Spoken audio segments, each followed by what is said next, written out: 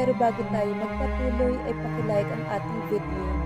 Ganun din ang subscribe button, pati na rin ang bell icon para lagi kayong updated sa mga parating ko pang mga uploads.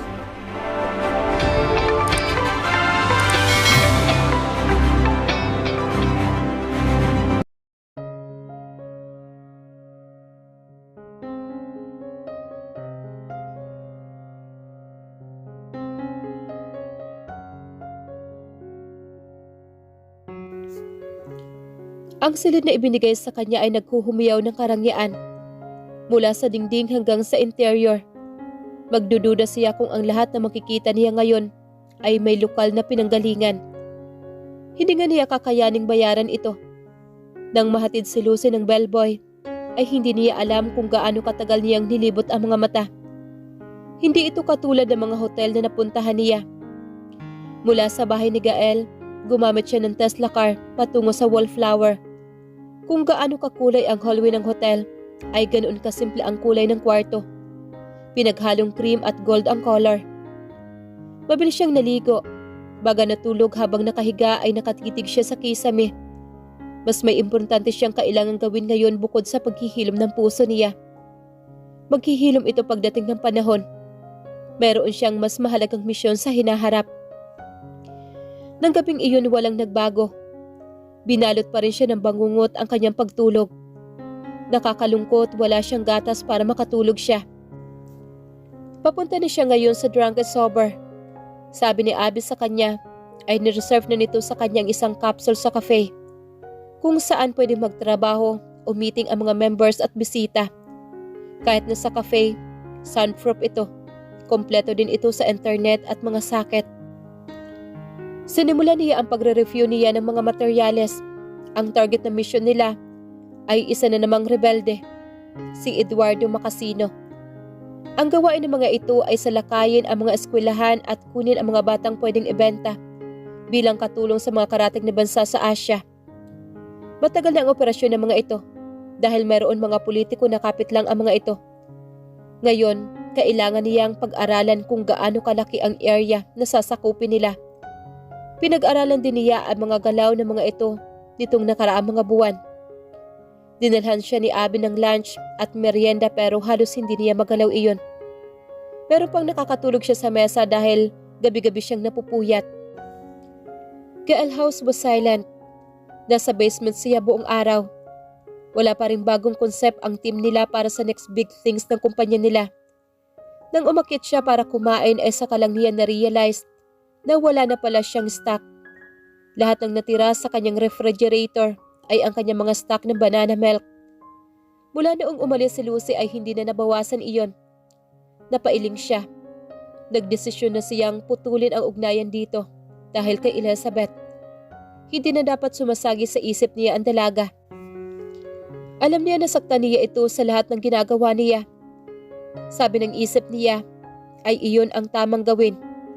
Pero parte ng puso niya ay sinasabing tila may mali sa sinasabi niya at nagagawa niya rito. Ang kanyang galit ay pinalakas na nakaraang 2 gabi nang makita itong nakikipag-date sa kanyang mga kaibigan. Nakangiti ito, tumatawa kahit kasama sila. Sa kanya, pakiramdam niya ito ay naninigas. Hindi niya alam pero naiinis siya dahil hindi sila ganoon. Idagdag pang nagsiselo si Elizabeth. Hindi ito ganoon. Pero noong bumisita ito, lagi itong inis at galit sa kanya. Lagi daw siyang nakatingin kay Lucy kahit kausap niya ito. Hindi niya alam na ginagawa na pala niya iyon. Hindi rin niya alam kung bakit siya nakatitig dito. Dahil gutom siya, he went to Drunk and Sober to get chicken and beer. Bakit ba tila sabay-sabay ang problema niya sa trabaho at personal na buhay? Bakit hindi siya mabigyan ng katahimikan? Good afternoon, Abby. Bati niya sa best friend ni Mark. Gemma, tawag nito sa tauhan. Ikaw nga muna dito sa cash register. Sumama yung pakiramdam ko eh. Nagtatakang tiningnan naman niya ito. Ano po yun, Sir Gael? Tanong ng cashier sa kanya. Kukuha ako ng maanghang na manok at isang 6-pack na beer. Sige po, Sir Gael. Wait lang po. Nilibot niya ang mga mata niya sa cafe. Nang mapunta ito sa isa sa mga kapsula doon, nandoon si Lucy. Ito ay natutulog. Ang kanyang ulo ay nasa mesa at ang pagod ay makikita sa kanyang mga mata. Gaano na siya katagal dito? Si Commander po ba, Sir Gael? Araw-araw po rito si Commander. May pinag-aaralan po yata. Hindi na nga po nakakakain sa sobrang busy niya eh. Inuuwi na lang po niya minsan. Pinababaunan rin po siya ni Ma'am Abby ng ibang pagkain. Nanatili siyang nakatitig dito. Sinusundot na naman siya ng konsensya niya. Kasalanan ba niya kung bakit ito napapagod? Akala niya ay pinapadali niya ang buhay nito kapag hindi na siya nito kasama. Psst! Baka matunaw. Bigla ay may bumulong sa kanya. Nang lumingon siya ay sinalubong siya ng lalaking may berdeng mga mata. Isa ito sa mga miyembro ng club na madalas niyang nakakausap. Si Rusty. Pasama naman sa chicken and bar mo oh. Yaman-yaman mo hindi ka bumili ng sarili mo. Binalingan niya ang cashier. Can you hand me a box of eclairs before she goes home? Charges to me. Tumango naman ang cashier pero parang ewan na. Sinusundot-sundot siya ng binatang prinsipe. Bakit mo siya binibilhan? Basta. Okay. I'll buy my own chicken and bear. But can you let me eat at your place? Chill lang and talk. Baka nabubulok ka na sa basement mo. Napabuntong hininga naman siya. Papagurin lang niya ang sarili niya kung si Rusty ang kausap niya. He may be a prince back in his kingdom. But when he is in the club, shit, parang bata ito umasta minsan. Sa isip niya, dito siguro nito napapakawala ang side nito na iyon. Okay. Habang inaantay si Rusty ay binalik niya ang tingin kay Lucy. Tulog pa rin ito. May nakabukas na laptop sa harap nito. Marami ring papel na nakakalat sa mesa nito. Akala niya nasa bakasyon ito. Bakit tila nagtatrabaho pa rin ito? Alam naman niyang wala siyang idea sa trabaho nito o kung ano talaga ang ginagawa nito. Ang alam lang niya isa itong sundalo. Pumasok agad sa isip niya ang tipikal na sundalo na sumasabak sa giyera. Maliban doon, wala na siyang alam tungkol dito. Ubos ko na yung in-order ko sa tagal mong nakatingin sa kanya. Halika na nga, naturing ang prinsipe napakachismoso. Kaya naghanap na sila ng daan papunta sa bahay nila. Inakay niya ito sa kanyang patio. Inilapag nila ang kanilang mga pagkain at inumin sa mesa. Ngayon ka lang ata ulit na pasyal dito. Duties. You're a prince after all. Sabi niya at uminom ng beer na hawak niya. Sumubo naman siya ng chicken leg at uminom ulit. Being a prince is not all that glamorous. Nadisnify na lang kasi ang mga prinsipe ngunit sa katotohanan, mayroon tayong mga tungkulin sa ating mga bansa. Nakaka-stress din ang tatay ko. Gusto niya makasal ako kaagad. Marami silang pinakilalang babae. Umiling-iling ito.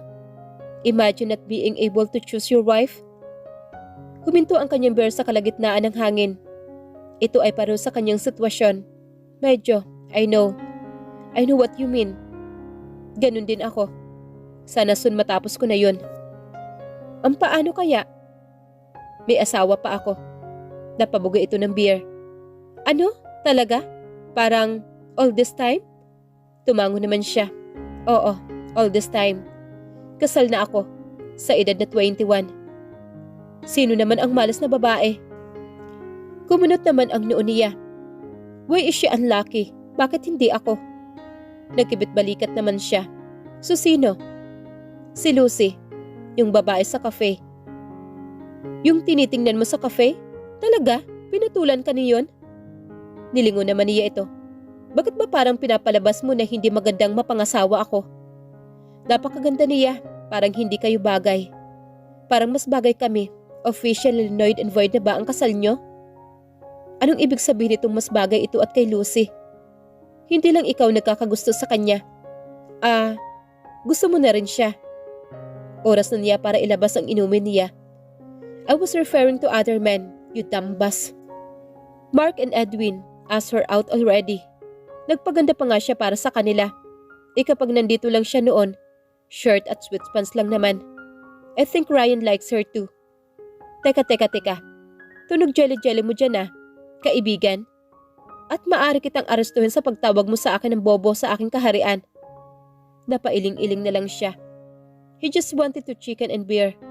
Bakit ba may kasama pang Rusty na makulit at chismoso? Hindi ako nagsiselos, Rusty. So okay lang sa'yo na pumila ako kay Lucy oras na maging officially single na siya?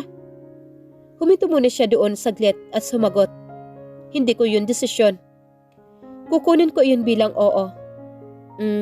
Ano kaya magiging endearment namin? Baby? Babe? Han? Pwede ba talaga kaming maghalikan sa aming unang date? Napatayo siya at tiningnan ito. Bakit may kiss agad? Tatawa-tawa itong tumayo at dinala ang mga pagkain nito.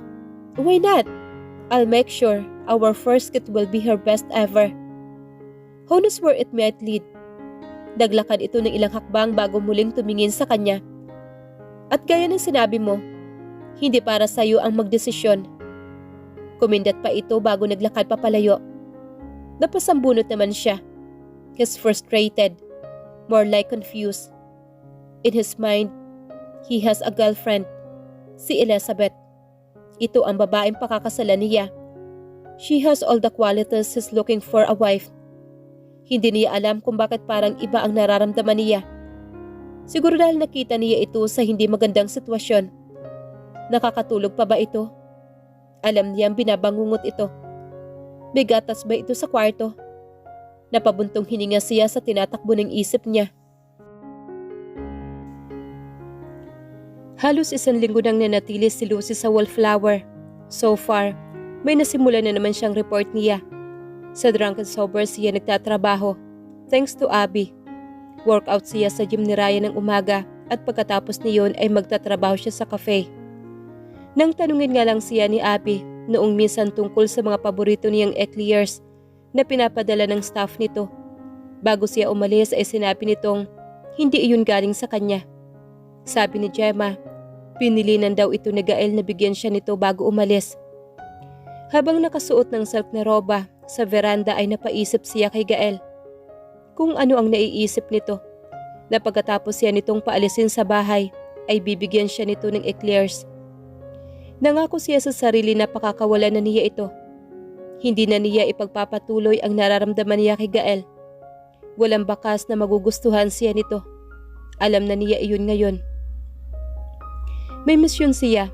Ayaw niyang magulo ang isip niya kakaisip kung ano na naman ang pakulo ni Gael ngayon. Bago mahiga, tiningnan niya kung may gatas pa siya. Nakalimutan niyang kumuha sa kafe ni Abby. Naiiling siya. Mukhang uumagahin na naman siya nito. Humiga siya na umaasang ang kanyang mga bangungot ay maaaring magpatawad at hayaan siyang matulog na mapayapa ngayon. Pabiling-biling si Gael sa higaan. May gumugulo sa isipan niya at alam niya ang dahilan, pero ayaw niyang gawa ng paraan. Frustrated, sa wakas ay tumayo siya. Kinuha ang kanyang jacket at susi at pumunta sa kanyang sasakyan. Makalipas lang ang ilang minuto, nasa harap na siya ng marangal na hotel, ang Wallflower. Nagulat pa ang receptionist nang makita siya nito. It was 1 in the morning already and he was wearing his pajama. Sir Gael, what can I help you with? Nag-aalangan na sabi naman ng receptionist. Anong room number ni Lucy de Salva? Sir Gael, hindi ko po pwedeng sabihin unless sa inyo po nakapangalan iyong guest.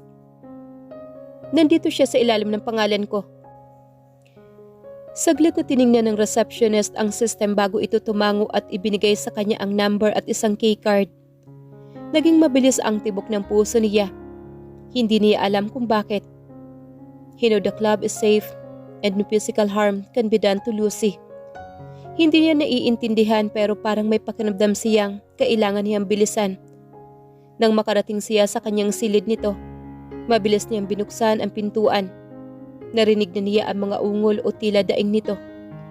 Mabilis siya naglakad at nakita niya si Lucy sa kama. Pinagpapawisan. Tila nagyelo ang kanyang katawan ngunit nakabuhol ang kanyang noo. Obviously, binabangungot ito. Nang makalapit siya nakita niya ang mga mantsa ng luha sa una nito.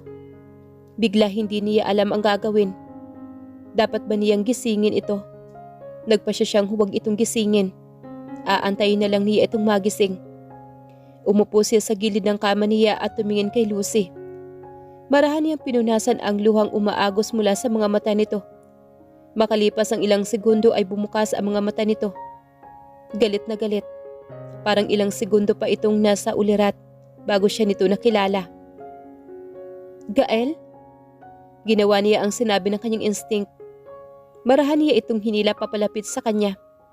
Napakasarap ng pakiramdam niya sa mga bisig nito na para bang may nakita siyang hinahanap.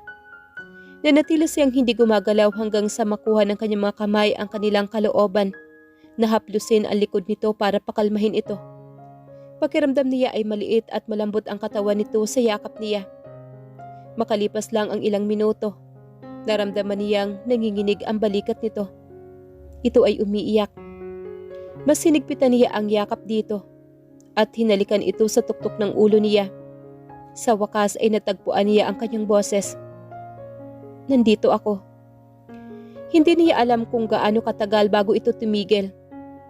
She wiped her eyes and looked at him confused.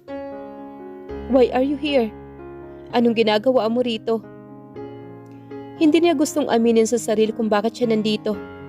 Dumagdag pa ang realisasyon niya sa pwesto nila ng mga oras na iyon.